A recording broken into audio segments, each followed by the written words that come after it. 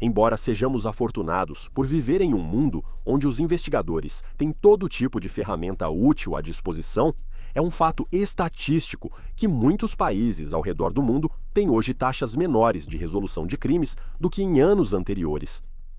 Como resultado, há milhares de casos que precisam de tempo, recursos e determinação para que possam ser solucionados. Junte-se a nós no episódio de hoje enquanto examinamos 3 casos de pessoas que ainda estão desaparecidas em 2025.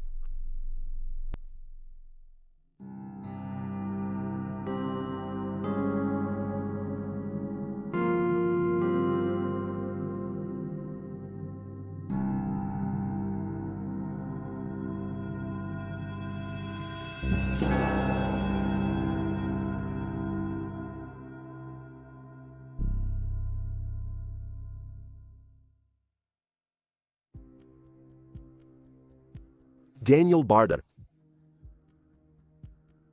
Em 16 de junho de 1959, Daniel Barter, de 4 anos, ajudou seus pais e 3 de seus 6 irmãos a carregar o carro para uma viagem de acampamento à Baía de Peredido, no Alabama, uma praia onde eles iriam aproveitar a natureza com alguns parentes. Mas 2 dias depois, o evento em família se transformou em um pesadelo, quando Daniel desapareceu de repente.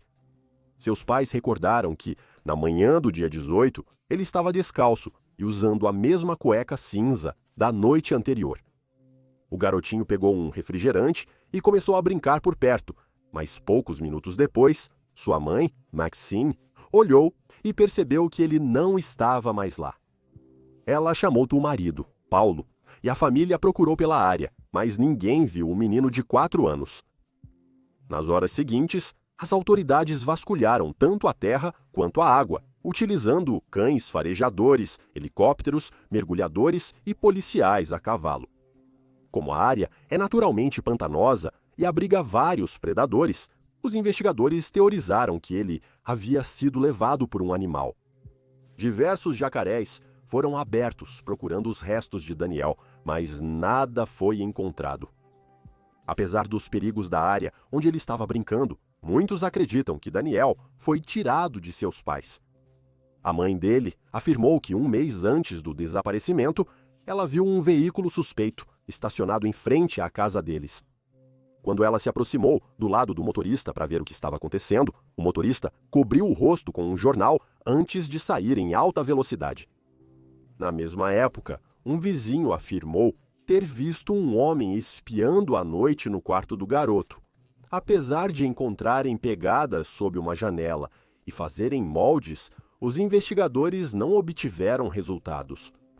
Não se sabe se os moldes existem, pois muitos arquivos antigos do caso foram perdidos ou destruídos. Da mesma forma, Maxine também afirmou que na manhã do desaparecimento de Daniel, ela o levou junto com um de seus irmãos quando foi a uma loja local. Ela os deixou no carro e, ao voltar, o irmão de Daniel contou que um homem estacionou ao lado, ficou observando e depois foi embora. Esses incidentes peculiares fizeram com que Maxine e Paulo suspeitassem que seu filho foi levado deles. Maxine disse que seu filho não gostava de água e, por isso, não acreditava que ele chegaria perto dela. A família não acredita que ele tenha saído sozinho, pois estava descalço e a vegetação era densa e espinhosa, dificultando a caminhada. Investigadores não acharam evidências que apoiassem teorias neste caso. Nem a garrafa de suco que ele bebia foi encontrada. Daniel Barter, de 4 anos, foi visto pela última vez em 18 de junho de 1959 em Paradiso Bay, Lillian, Alabama. Ele é descrito como um menino branco, com cabelo castanho e olhos castanhos. Quando sumiu, ele media cerca de 90 centímetros, pesava 23 quilos e vestia cueca boxer cinza. Ele tem cicatrizes nos dedos e uma cicatriz na língua. Ele pode usar o apelido Danny. Se ele ainda estiver vivo, ele terá 70 anos de idade. Infelizmente, os pais de Daniel, assim como um dos seus irmãos, já faleceram. Porém, seus irmãos ainda buscam respostas. Quem tiver informações sobre o caso, pode ligar para o departamento do xerife do condado de Baldwin no telefone 251 937 0202.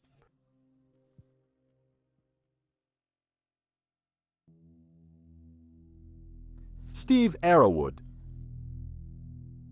Steve Louis Arrowwood Jr., de 19 anos, foi visto pela última vez em 3 de abril de 1975 em Gastonia, Carolina do Norte. Naquela noite, ele jantou com sua irmã nos apartamentos Fern Forest antes de sair com um amigo.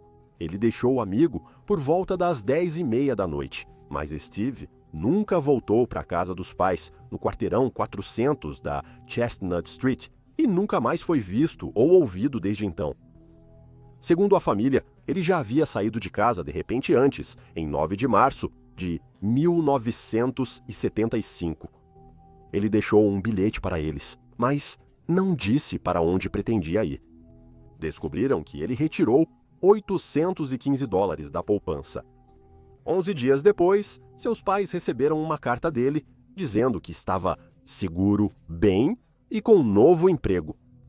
Depois, soube-se que Steve foi a Dallas, Texas, visitar sua namorada, uma mulher casada de 30 anos. Não se sabe quando ou como eles se conheceram. Nem ela nem o marido foram identificados publicamente. Segundo relatos, o marido da mulher era caminhoneiro de longas distâncias.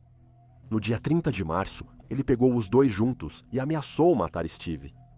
Para evitar a morte dele, a mulher teria concordado em viajar para Louisiana com o marido. Steve voltou para os pais no dia seguinte. A família contou aos investigadores que não acreditava que Steve fosse embora desta vez, pois ele deixou um cheque de $500 recebido como restituição de imposto de renda. Infelizmente, para Steve, a situação desagradável que ele enfrentou no Texas ainda não terminou.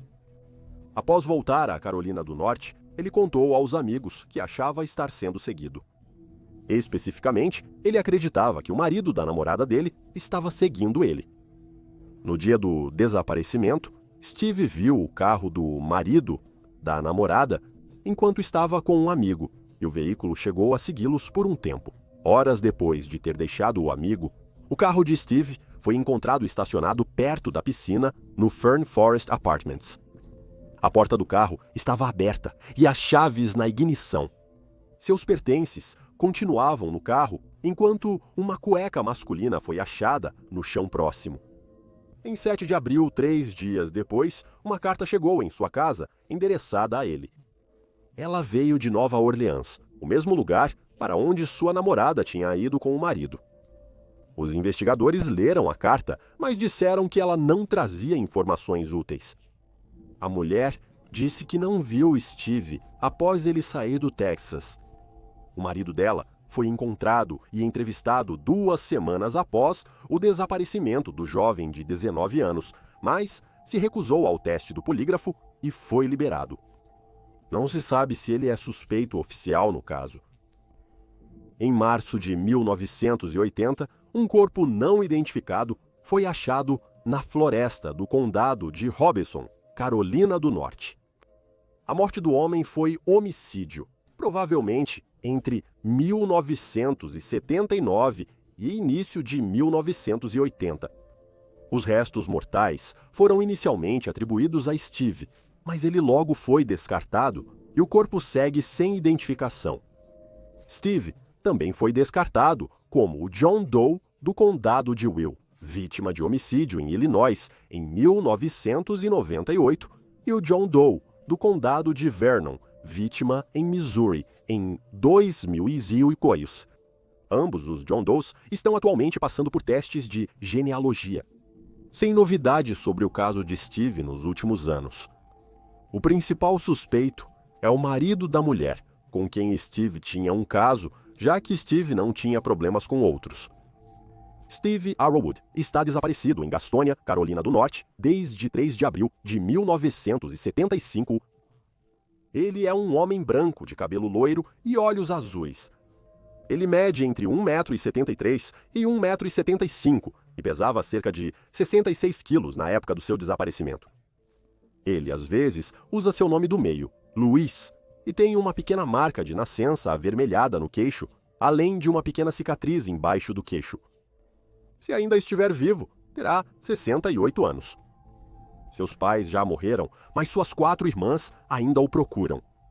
Caso saiba algo sobre o desaparecimento dele, entre em contato com o Departamento de Polícia de Gastônia pelo número 704830.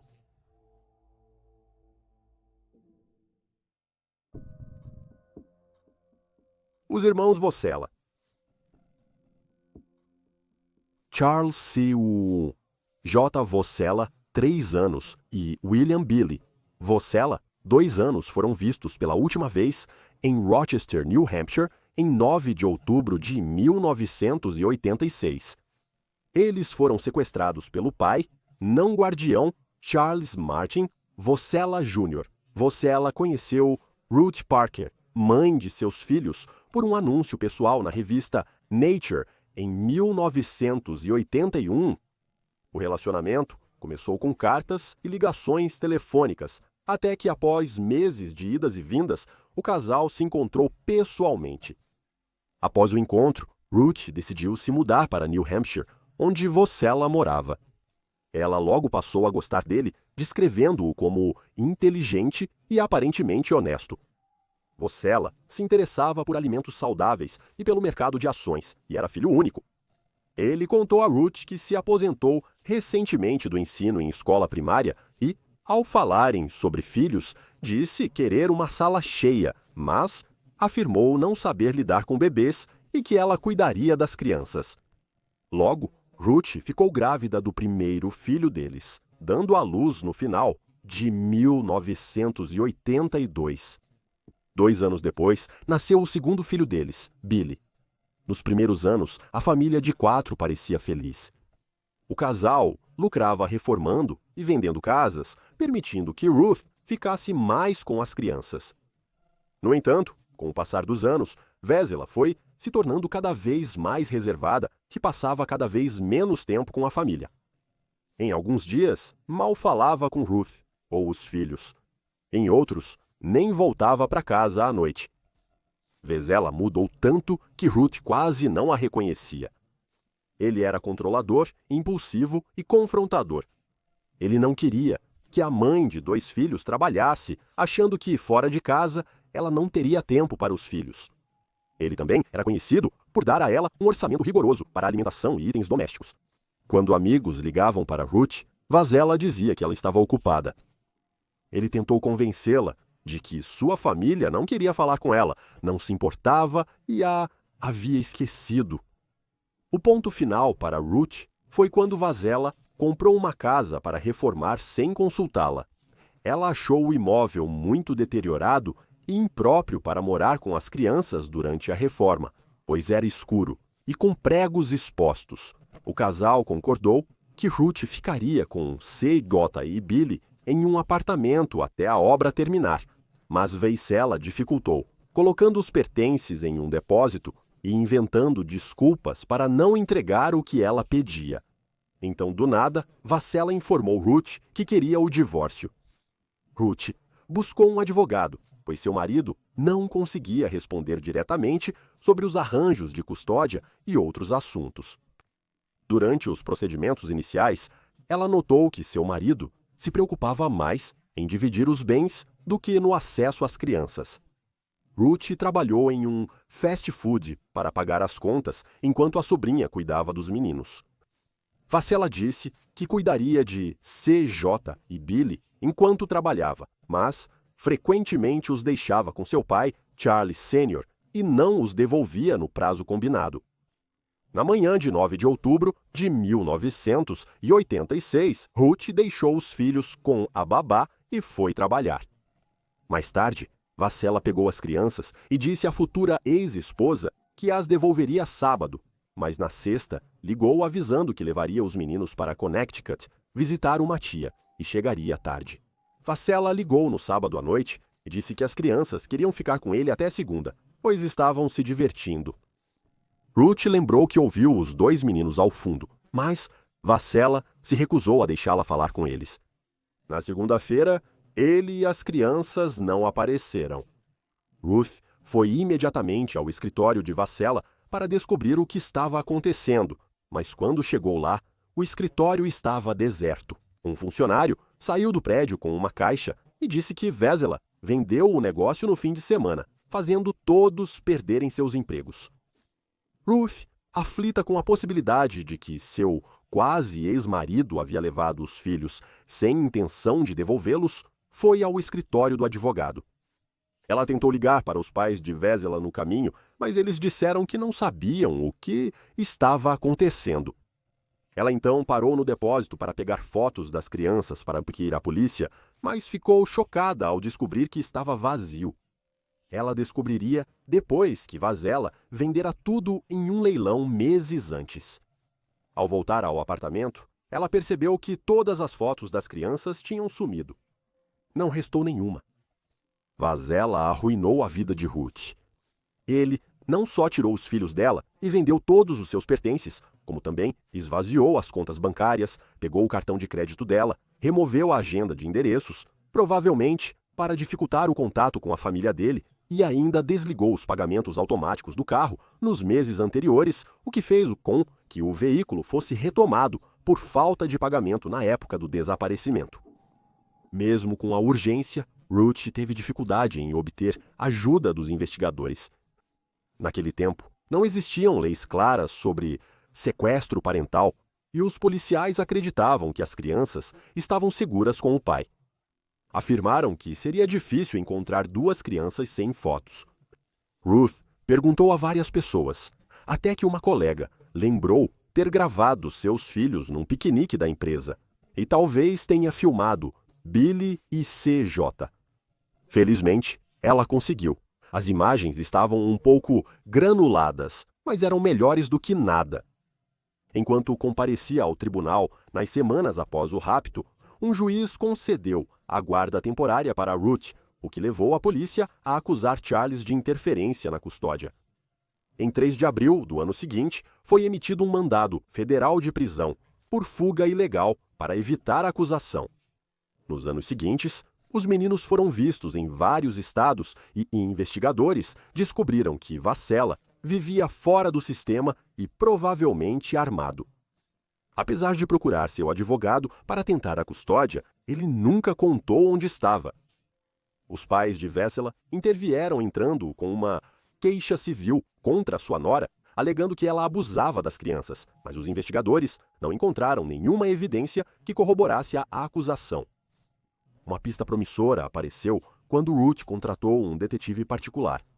A nova namorada de Vassella contratou o detetive particular, dizendo que ele vivia como Charles Charlie Wilson e trocou o sobrenome do menino. Ele morava na zona rural de Oklahoma e educava os filhos em casa. Eles levavam uma vida isolada e a namorada disse que Vassella pediu que ela não perguntasse sobre a mãe dos filhos dele. Apesar do detetive avisar o FBI, alguém alertou Vassella. Ao chegarem, a propriedade já estava abandonada e incendiada. O detetive descobriu que Vassella já tinha se casado 2 vezes antes. Ao deixar sua primeira esposa, ele teria dito que ela tinha sorte por não terem filhos, pois ele os tiraria dela. O detetive sugeriu que Ruth foi escolhida por sua inteligência e bom histórico e que Vassella nunca quis criar os filhos com ela, apenas tê-los para si. Também sugeriram que os pais de Vassella ajudaram em seu plano. Após uma entrevista inicial com o FBI, eles se recusaram a cooperar com as autoridades. Ruth acredita que Vassella provavelmente disse a C e Billy que ela está morta, ou pelo menos que ela não os queria. As autoridades suspeitam que eles cresceram sem saber que eram desaparecidos, enquanto o detetive observou que Vassella fala espanhol e pode viver com eles em área isolada da América do Sul, com pouco acesso à internet e sem chance de descobrirem o sequestro na infância. Ruth não parou de procurar pelas crianças. Ela se casou novamente, virou madrasta, mas nunca superou o que Vassella fez. Ela disse ao Centro Nacional para Crianças Desaparecidas e Exploradas: Sou mãe até meu último suspiro. Ela ainda guarda uma cópia da história favorita de dormir que costumava ler para eles. Os irmãos Vassella continuam desaparecidos. Eles foram levados de Rochester, New Hampshire, em 9 de outubro de 1986 pelo pai sem custódia Charles Vassella Jr. Charles C. J. Vassella, 3 anos, é um menino branco, loiro e de olhos azuis. Ele media 1,02 metros e pesava 18 quilos quando desapareceu. Seu irmão, William Billy Vassella, sumiu aos 2 anos. Ele é branco, cabelo castanho e olhos azuis. Ele media 90 centímetros e pesava 16 quilos quando desapareceu. Os meninos podem ter os sobrenomes Amidon, Foster ou Wilson, e se vivos, estarão por volta dos 40 anos.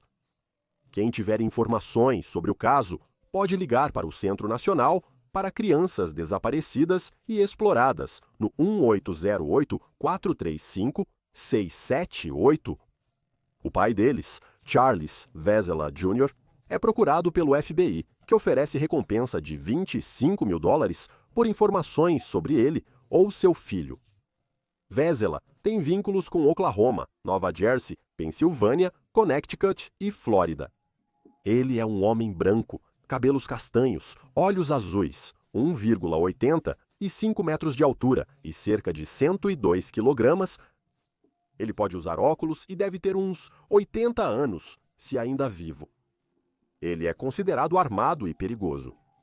Se souber onde ele está, contate o escritório local do FBI ou faça denúncia anônima em tips.fbi.gov. E aí estão os fatos.